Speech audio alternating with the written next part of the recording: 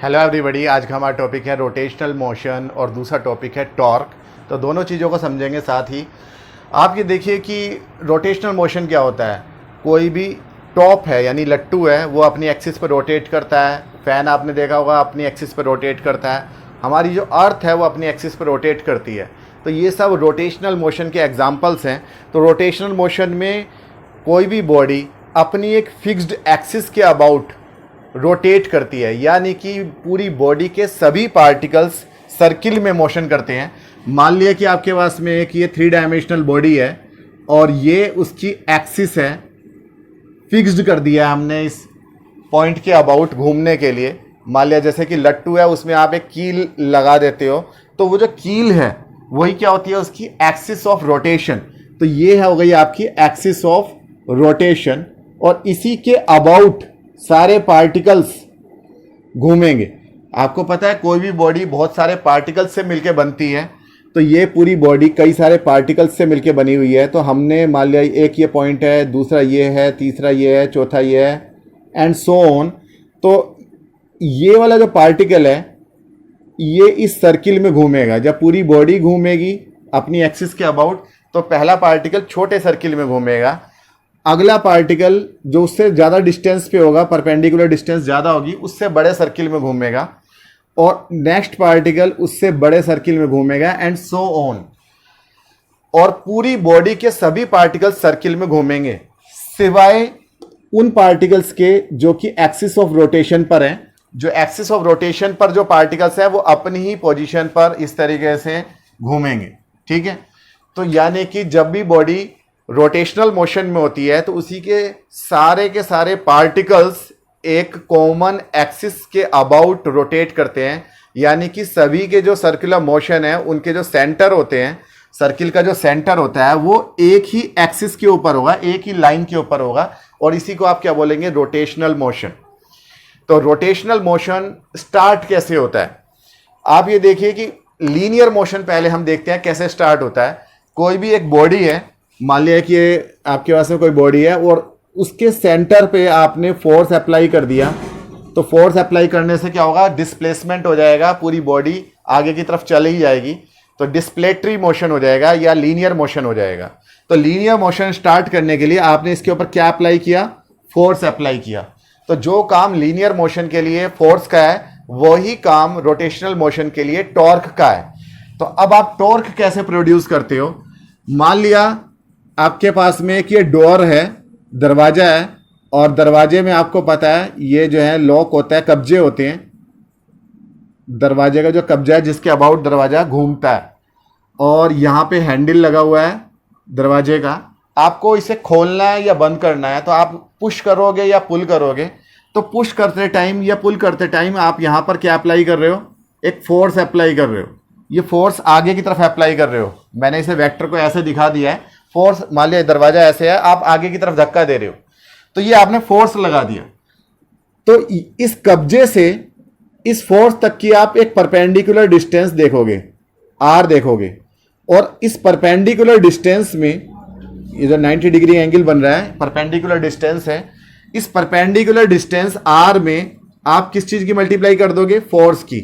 यानी कि फोर्स और परपेंडिकुलर डिस्टेंस दोनों की मल्टीप्लाई कर दी, तो जो क्वांटिटी आएगी उसी को आप क्या बोलोगे, टॉर्क। यानी कि टॉर्क प्रोड्यूस करने के लिए एक तो फोर्स चाहिए, साथ ही साथ एक्सिस ऑफ रोटेशन से, ये एक्सिस ऑफ रोटेशन है जहां पे कब्जा है इसका, ये एक्सिस होगा यहां पर। ठीक है, तो टॉर्क स्टार्ट करने के लिए, टॉर्क प्रोड्यूस करने के लिए फोर्स चाहिए, साथ ही साथ एक परपेंडिकुलर डिस्टेंस चाहिए।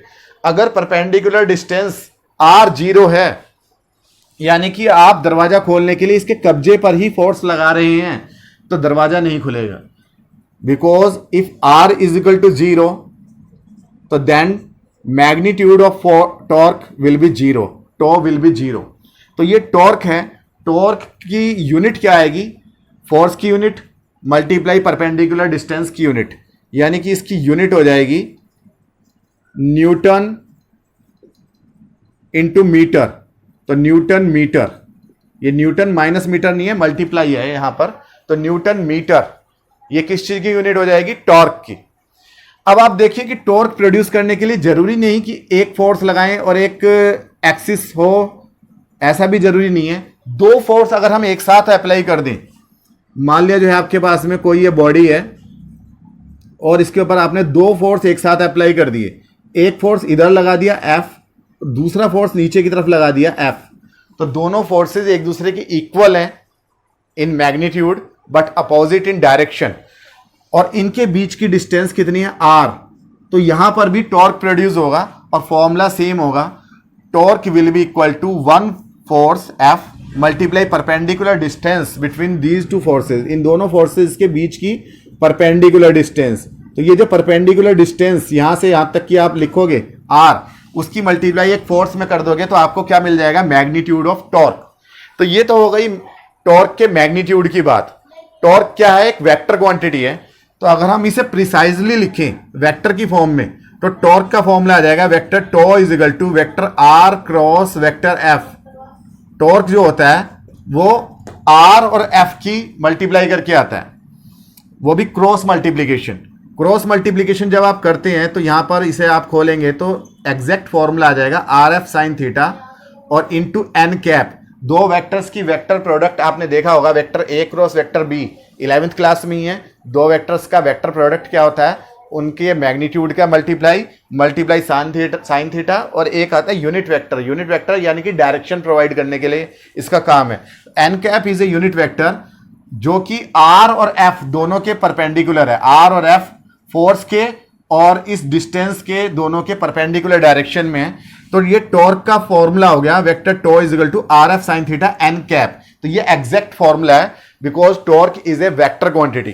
तो यहां पर जो टॉर्क लग रहा है जिसमें कि दो फोर्स अपोजिट डायरेक्शन में लग रहे हैं, जैसे एक ये बॉडी है, एक फोर्स मैं इधर से लगा दूं और एक फोर्स मैं नीचे से की तरफ लगा दूं तो ये ऐसे घूम जाएगी। तो यहां पर जो ये टॉर्क लग रहा है इसको आप बोलते हैं कपल।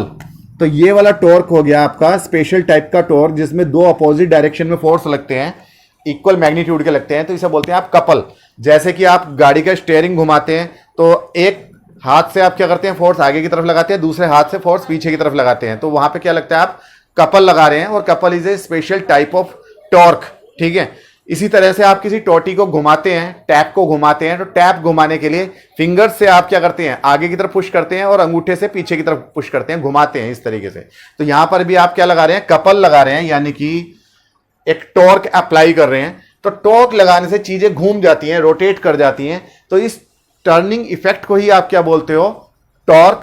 और torque is equal to force multiply perpendicular distance, और अगर वेक्टर की फॉर्म में लिखोगे तो पहले परपेंडिकुलर डिस्टेंस आएगी या पहले रेडियस वेक्टर आएगा और बाद में फोर्स आएगा। रेडियस वेक्टर आप ऐसे देख सकते हो, मान लिया कि ये बॉडी है और आपने इस डायरेक्शन में फोर्स लगा दिया और ये इसकी जो है एक्सिस थी, यहां पर ये एक्सिस का पॉइंट है ये, और इस पॉइंट पे आपने फोर्स अप्लाई किया है, तो ये हो जाएगा इस पॉइंट का पोजीशन वेक्टर वेक्टर आर। अगर आप आर को आगे की तरफ बढ़ा दें तो आर और एफ के बीच में जो एंगल बनेगा यहां पर वो क्या बनेगा, थीटा। तो यहां पर आप ये वाला फॉर्मूला नहीं लगाएंगे कि force multiply perpendicular distance, because perpendicular distance नहीं है ये। आर क्या है, पोजीशन वेक्टर है उस पॉइंट की जहां पर आपने फोर्स अप्लाई किया है, और इनके बीच का एंगल अगर आपको पता है, थीटा पता है, तो टॉर्क का फॉर्मूला लगेगा R F sine theta. R F sine theta, sine theta इसलिए बिकॉज अगर ये वाला एंगल थीटा है तो ये वाला एंगल भी कितना हो जाएगा, थीटा। और आप ये परपेंडिकुलर डिस्टेंस देखें तो ये perpendicular distance R sine theta आती है। अगर आप इस ट्रायंगल को देखें, इस ट्रायंगल को, राइट एंगल ट्रायंगल है, अगर ये आर है हाइपोटेनस तो परपेंडिकुलर कितना आएगा, आर साइन थीटा। थीटा के सामने वाला जो होता है वो परपेंडिकुलर होता है, तो ये वाला आ जाएगा, परपेंडिकुलर डिस्टेंस आ जाएगी आर साइन थीटा। तो यानी कि यहां पर भी आर साइन थीटा क्या है, परपेंडिकुलर डिस्टेंस है, और फोर्स क्या है, फोर्स तो है ही है। यानी कि यहां पर भी वही फॉर्मूला अप्लाई हो रहा है एक तरीके से कि वन फोर्स और उनके फोर्स से लेकर एक्सिस तक की परपेंडिकुलर डिस्टेंस।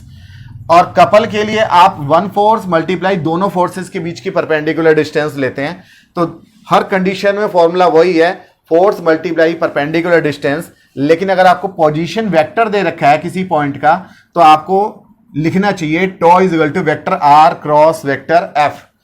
और आप चाहें तो इसे सॉल्व कर लें, भाई आपको आर और एफ अगर किसी न्यूमेरिकल में दे रखा है तो हो सकता है कि आर की वैल्यू इस तरीके से दे रखी हो 2i cap plus 3j cap plus 5k cap. मैंने अपनी तरफ से एग्जांपल लिया, कुछ भी वैल्यूज हो सकती हैं। और फोर्स की वैल्यू भी इसी तरीके से दे रखी हो 5i cap plus 2j cap minus 7k cap, या कुछ और भी हो सकती है। तो आपको पता है कि क्रॉस प्रोडक्ट कैसे करते हैं, डिटरमिनेंट मेथड से हम करते हैं। इनके जो आगे कोएफिशिएंट्स हैं वो लिख लेते हैं। पहले आई कैप लिख लेते हैं, जे कैप लिख लेते हैं, के कैप लिख लेते हैं, 2, 3 और 5 लिख लेते हैं।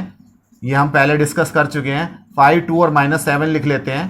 और इस डिटरमिनेंट को सॉल्व कर लेंगे तो आपको क्या मिल जाएगा, टॉर्क की वैल्यू पता चल जाएगी। Tau is equal to vector R cross vector F, वो हमारा डिटरमाइन होके आ जाएगा। तो torque is a turning effect of force और it is a vector quantity and its unit is newton metre.